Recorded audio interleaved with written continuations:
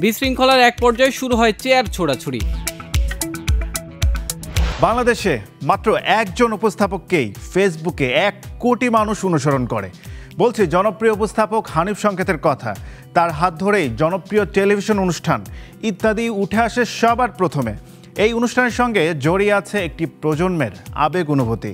এবার সেই অনুষ্ঠানের শুটিংয়ে ঘটে গেল এক অনাকাঙ্ক্ষিত ঘটনা। কেন ঘটল এটি বিস্তারিত জানব।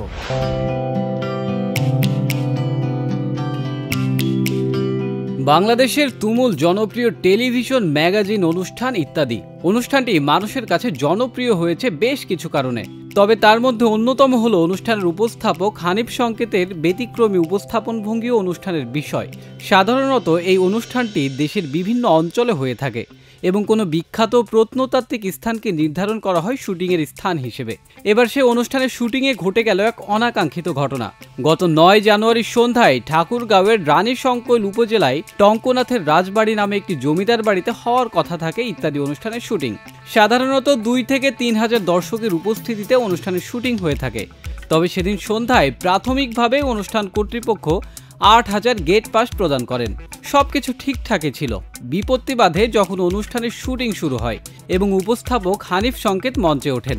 8,000 দর্শক বসানোর পরও শুটিং স্পটের আশেপাশে কয়েক লাখ মানুষ জড়ো হয়ে যান। তারা বাঁশের ব্যারিকেড ভেঙে দর্শক আসনের দিকে চলে আসেন। এক পর্যায়ে বিশৃঙ্খলা সৃষ্টি হয় এবং বিঘ্নিত হয় শুটিং। বিশৃঙ্খলার এক পর্যায়ে শুরু হয় চেয়ার ছোড়াছুড়ি। বাধ্য হয়ে বন্ধ রাখা হয় শুটিং।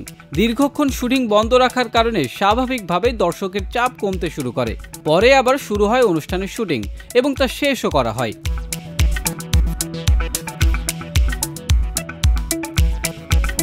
এই ঘটনার পর সামাজিক যোগাযোগ মাধ্যমে ছড়িয়ে পড়ে যে ইত্যাদির শুটিং সেটে হামলা করা হয়েছে।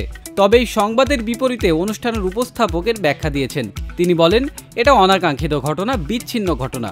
এখানে কিন্তু কোনো ঝগড়া নেই, মারামারি নেই, হামলা নেই। সবাই পরে দুঃখ প্রকাশ করেছে। তারা এও বলেছে, আপনাদের ভালোবাসে, এটা তো অন্যায় না। ভালোবাসি বলেই এই ঘটনা ঘটেছে। এখানে কেউ মারামারি করতে আসেনি, হামলাও করতে আসেনি। এখানে এসেছিল উৎসুক জনতা। তারা এসেছে ইত্যাদি দেখবে, আমাদের দেখবে, ইত্যাদির শুটিং দেখবে বলে। ইত্যাদির বিতর্কিত এই পর্বে পারফর্ম করেন সঙ্গীত শিল্পী রবি চৌধুরী ও লিজা। তারা গণমাধ্যমের কঠোর সমালোচনা করে বলেন, চারিদিকে ভুয়া নিউজ, হাইরে ভিউ পাগলা কিছু মিডিয়া। আবারও প্রমাণিত হলো ইত্যাদির কোনো বিকল্প নেই। ইত্যাদি নাম্বার 1। অযথাই এসব ভুয়া খবর ছড়িয়ে মানুষকে বিভ্রান্ত না করার অনুরোধ জানিয়েছেন তারা।